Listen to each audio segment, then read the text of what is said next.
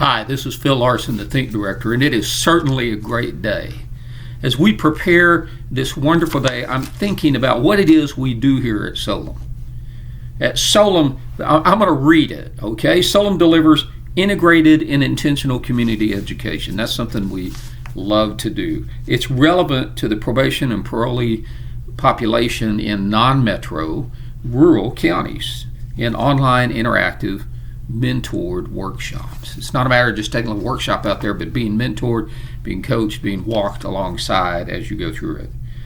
Through assisting struggling individuals with thinking skills, parenting principles, and anger resolution, SOLUM improves overall community and individual opportunity. Individual opportunity. It's about integrated and intentional community education. It's about individual opportunity for a better life forward. Inspired strategic partnerships ensure sustained change and evidence and research-based solutions. So my friend Adam Torres asked me a few questions recently, and I'm going to answer them here, and you can also pick it up on there. And he goes, tell me a little bit about how you found yourself on this path to SOLUM. Well, as a business leader, for years I've worked in business and community, healthcare, insurance, retail, nonprofit, served as a executive pastor over a large multi-cultural congregation, done a lot of things, but mainly been a fixer in life. And I was working with the National Center for Fathering, and we were doing citywide seminars on a regular basis. I was working full-time and dedicating myself volunteer to the National Center for Fathering, doing citywide events. And after all these large events and working with hundreds of churches and government organizations and the governor, lieutenant governor, and congressmen and senators and all these people, I realized we weren't moving the needle. We weren't changing the statistics. We were reaching those who wanted to be reached, but we weren't reaching out and getting to those who really needed to be reached. The 90% over there who were struggling in life to create a better life forward. So after doing this for years, an opportunity presented itself in a corporate change situation, and I took that opportunity to step out and say, I'm going to go face to face with the people I've been trying to reach all these years. Step out of corporate America and go face to face. In the process of doing that, I worked with a school that was 95% fatherless. Wow, 660 kids, and you could only find about 20 dads. And I gathered those 10 and began working with them, worked with dads inside of a recovery house, and began to see what was going on inside of our families and realize it's not just the dads, but it's the moms, it's the whole family, it's parenting as a whole, it's our community structure. There's individual opportunity involved, but there's community structure that has to be addressed. There's institutionalization that exists that inhibits people from getting that better life forward and moving forward. And in that process, a group came to me and asked me if I'd go into a rural community and see if we could find some solutions there. So I did it. And we went into a place where I knew nobody, had no relationships with anyone, and said, what can we do? And the opportunity presented itself. County attorney came to me and said, would you work with probation and parole folks? I went, well, I came to work with struggling families, to fix fractured families, to establish that lifelong dads, kids need them. And here we are being offered access to the most broken families in the county. I said, well, we can do something there, then we can do something anywhere. And began that process of doing workshops, thinking skills, parenting skills, abuse, anger, relationship skills with teens on probation, adults on probation, and began to develop and use ways that were already researched and evidence, but apply them in a different manner in the rural community and the non-metro community, which is about 25% of the United States, and really discovered this is an area that is vacant. If you go into any metro and there's counseling agency upon workshop and all of these halfway houses, everything is out there. May not be enough, but it's all out there. You go into the non-metro communities, you go into the rural communities, and nothing is out there. It's a wasteland of need huge need. The need is as great as any urban center in the United States. You go down to downtown Chicago, that's no different than some non-metro county out here all over the United States. And we miss it. We're just leaving those people without help. And the churches don't know what to do. The community organization, they just keep, here's some food, here's some housing, here's some food stamps, here's some money to pay your bills, but not really helping people get up and get out and live a better life forward and come out of that chaos of generational poverty, generational alcoholism, generational addiction, generational abuse, generational violence, and have a chance at an individual opportunity to have a chance at a better life forward. And so we've graduated some 750 from 90-day workshops and have worked with thousands of others in one-day workshops and different events, literally thousands of others in the non-metro rural community. And I said, if we can do this in one place here, why don't we start preparing to do this in all non-metro communities and really make a difference for people who are grateful, receptive, and ready to do something about their life. And then this crazy thing called COVID came, and COVID disrupted everything in the world. And for us, we had established a training center. I'd established a congregation in the area, and I moved them over to someone else and said, would you take care of this congregation, and moved a bilingual group into our campus so they could start a bilingual congregation in there. And I said, I'm going to go just work with broken families. And opened a training center, and then COVID came and shut down my training center. Well, we were already ready to start building online. Now we had no choice. We immediately began converting everything into online interactive, 5-minute lessons, 10-minute lessons, interactive. People answer questions. We see it. We respond to them online. And then we have weekly Zoom face-to-face workshops so that we can have all of these different methods. We can have video teaching, podcast teaching, reading teaching, interactive, mentored, face-to-face, everything all mixed together to really make a difference in individual lives, which make a difference in families, which make a difference in neighborhoods, which make a difference in communities, which make a difference in counties, which make a difference in states, which make a difference in the United States. And it was a great adventure. For 2 years, we were converting and delivering at the same time every week. Absolutely exhausting. I never worked so hard in my life. I'm going, man, I'm getting into my 60s, and I'm going, I would love to slow down, but here I am working 60, 80 hours a week to reach people and find ways, creative ways that make a big difference. And it works. It works. And so I'm telling people right now, what about your life mission? This chapter coming up in the book is, what about your life mission? Your life mission probably isn't just to make money. Go ahead and make money. But what's your life mission? What's that thing, that cause inside of you? Inside of me, it's fixing fractured families. It's lifelong dads. Kids need them. There's a passion inside of me, and I found this solution that can be distributed across all these non-metro. In the next 2 weeks, I'm talking with representatives of over 20 additional non-metro counties. I don't have an extra dime. I'll be real honest with you, Adam. I do not have an extra dime.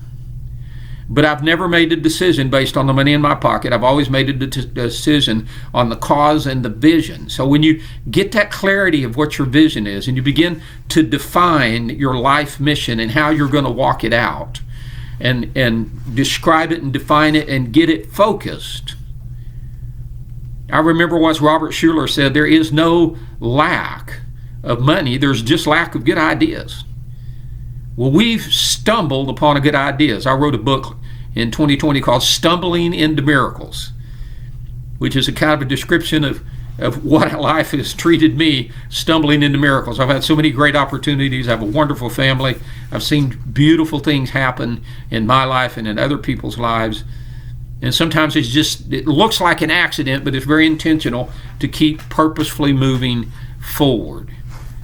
So I want people to do that. I want people to have that. I want them to step into their cause. And sometimes people, their cause is to raise enough money to support. I have sponsors who support me. right? I don't have any extra. We're expanding into 20 new counties. This year we've already expanded into 6 new counties and have active working with individuals in those counties, and we're looking at 20 more, and we've not raised an extra dime. I just have an attitude that says there's always another piece of chicken in the kitchen. Can we bring another piece of chicken to the table, put it down, and feed another person?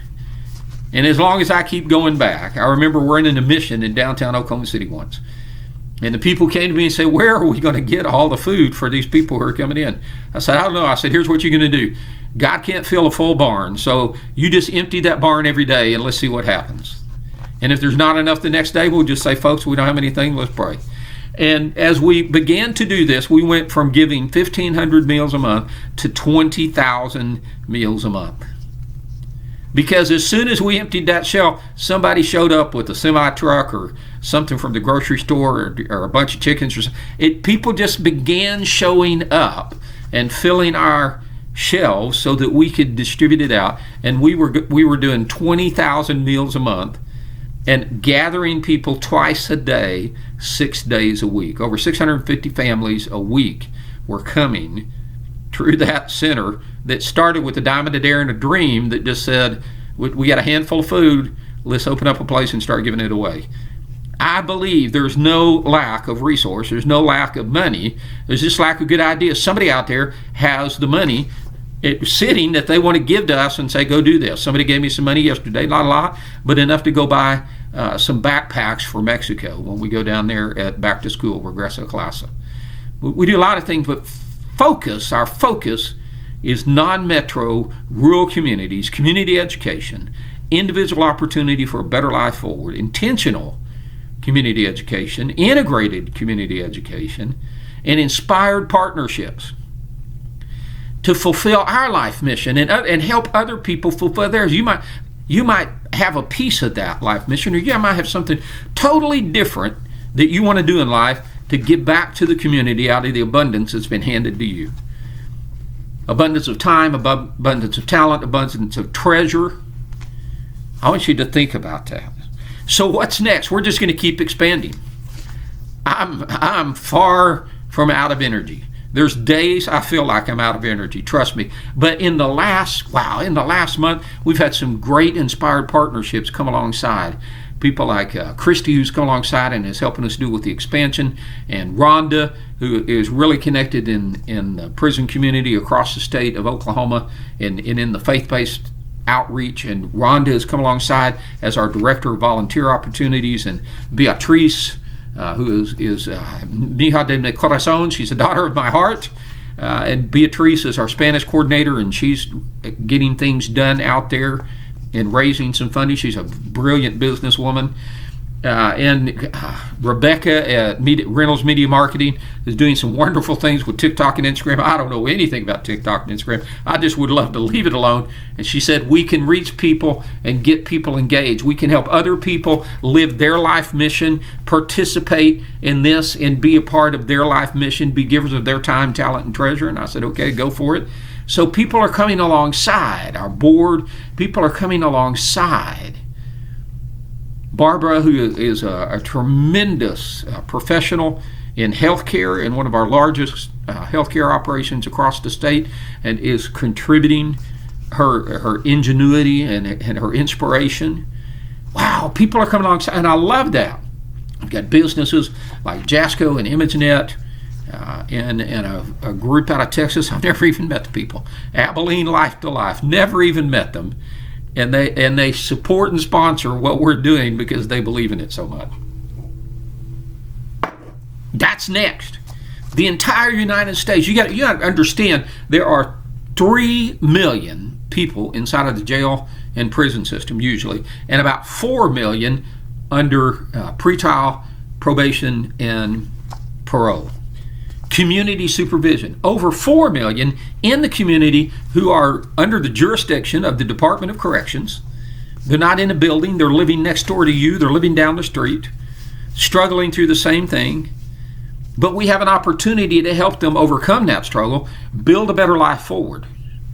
There's some demographics, I was sitting over here, one of my researchers gave me all of these demographics, and It'd make you cry if you look at them. But, most of these here's a typical rural county in Texas that we're working with, and there's about 21,000 people in this county. Not a big county. Usually these counties have 20, 30, 40, maybe 50, 60,000 people in them. And there might be one city in that county that has 15,000 people in it, but usually there's one city that's got 4, 5, or 6,000. That's 25% of the United States. That's 1 million out of those 4 million on probation and parole with nobody reaching out to them. We're reaching out to them. It's not nobody anymore. It's us. Us at SOLUM, we are doing it. We've been doing it. We've been doing it successfully face-to-face for the last 8 years, and now we've created this wonderful. I had a training agency, tremendous training agency, greatly researched materials, but they don't know how to make this approach happen. And we've agreed to take their parenting material and turn it into this approach.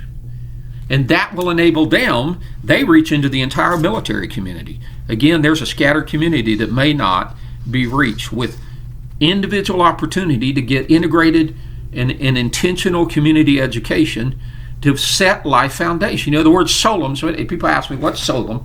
Solum is Latin for soil or foundation. We help people set life foundations, have healthy and safe relationships so that they can build generations of greatness, ending generational poverty. Not just sustaining it, ending generational criminal activity, ending generational abuse, ending generational violence. These things just keep getting handed down, down, down, down. Our world is full of such violent thought and violent words. The Supreme Court makes a decision, and people start screaming and yelling. Both sides, I agree, I don't agree. What's wrong with us? Why are we so violent? Why are we so abusive? Why are we so non-listening? Well, we teach people to listen. We teach people to ask questions, give feedback, and be participants instead of violent. Our leaders are teaching violence. It's not the way we want in our community. Our communities need peace, accepting hardship as a pathway to peace. We use the full version of the Serenity Prayer. It's used by AA and GA and NA and a lot of other recovery organizations. And many times we're not recovering. Many times we're setting the first foundation ever in a family for the last 4 or 5 generations, or we don't know how far to track back. We set in foundations. God, grant me the grace to accept with serenity the things I can't change, and the courage to change what needs to be changed, and the wisdom to know the one from the other. Living one day at a time, enjoying each moment, accepting hardship as a pathway to peace, taking this world as it is, not as I would have it, not have to force it, complain about it, argue about it, knowing that if I surrender, it's all going to work out well. There's stuff I just need to surrender. I need to give up and quit fighting things that don't need to be fought. That I might be reasonably happy in this life. I don't have to have $6 million. I can be reasonably happy in this life and supremely happy forever in the next. And everybody doesn't believe that there's a next, but I'm going to tell you, I believe there's a next, and I intend to be supremely happy in the next. But right now, my focus is on being reasonably happy in the present. By living one day at a time, enjoying each moment, accepting hardship as a pathway to peace. It's there. We're going to deal with it.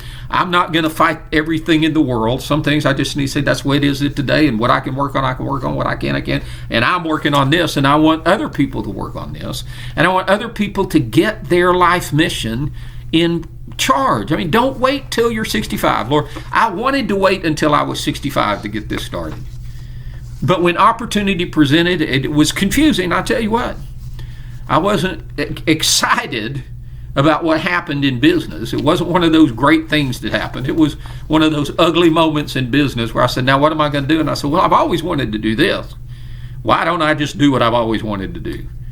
And let's see what happens. Let's see if favor falls in the lap of those who pursue. Sun Tzu said, opportunity multiplies as it is seized. So I began seizing opportunities and building an idea, and I found myself living my life mission. It's rough, it's tough, it's some hard work, but man, I've seen a 14-year meth addict come out of that and become my right hand and work with me on a daily basis. I've seen people who have gone through sexual abuse most of their life. Most of the women we work with have gone through sexual abuse. We have a huge problem in the United States that we don't like to talk about. We'll talk about Ukraine. We'll talk about border issues. We don't want to talk about the massive amount of abuse. You know, in the best of communities, 1 out of 3 women by age 30 is physically abused, physically assaulted by their partner. In these rural communities, it's 1 out of 2. And I'll tell you, what I work with, it's 1 out of 1. And the women that we work with, 1 out of 1 who talk to me, everyone who talks to me, everyone who opens up, talks to me, tells me they were sexually abused as a child. By who? By dad, brother, sister, grandma, grandpa, pastor, teacher, coach. What a crazy world we have here. And we can do something. We need dads. See, that's my cup. It says, conquer your anger. Take back control of your future. Conquer your anger. Take back control of your future. This is the opportunity we have today. And I want to invite people to be a part of that opportunity. And I hope when they get to reading this chapter in the book, they begin to see, this is me. I can do some things now. I had a friend once, he was about 50 years old. He said, I really want to do this. I'm so tired of this business I'm in. I said, well, I'll tell you what, take 30 minutes a day and start working on it. And I'll bet you within 10 years, you're doing more of that than you are this, and you'll be done. Take 30 minutes a day and work on your dream, your life mission, that thing that's inside of you. Pursue it, describe it, analyze it, get into it, study it, put it together. Find your black hole. I'm a fixer, right? And in the theory of constraints, when you're doing change management and fixing, you look for what I call the black hole, the spot where everything's so broken, if you can fix that one, it just fixes 1,000 other things. And that's what I've done in life many times in businesses who come to me and say, I've got this business, it's just not working. We find the black hole, get things back focused in the direction of the vision, of the purpose and the direction and the discipline of that business. And things begin to work. So find your black hole. What's your black hole that you can give your life into and change in the world? We found ours. It's individuals who are struggling through probation and parole in the non-metro and rural community. I can't do everything, but I can do that thing. I can do that one thing and fulfill my life mission, which is fixing fractured families. Join us. Join us. Go to solumcommunity.net. SOLUMCOMMUNITY.net. solumcommunity.net. Right down there on the bottom it says neighbor to neighbor. Click it. Click it. And then answer some questions and get yourself involved. Appreciate you. Thank you for listening today.